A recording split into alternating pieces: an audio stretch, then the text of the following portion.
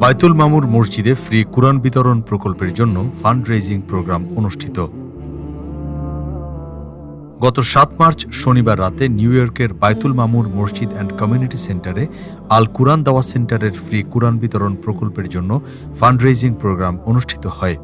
এশার নামাজের পর আয়োজিত এই অনুষ্ঠানে বিপুল সংখ্যক মুসল্লি অংশ নেন।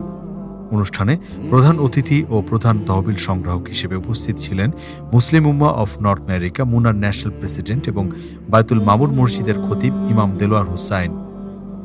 এ সময় আরও উপস্থিত ছিলেন মুনার national assistant executive director Ahmad Abu Ubaida, Hafez Abdullah আল আরিফ এবং প্রফেসর ডক্টর রুহুল আমিন সহ সংগঠনের অন্যান্য নেতাগণ। ইমাম দেলোয়ার হোসাইন তার সংক্ষিপ্ত বক্তব্যে আল কুরআন দাওয়া সেন্টারের ফ্রি কুরআন বিতরণ প্রকল্পের গুরুত্ব তুলে ধরেন।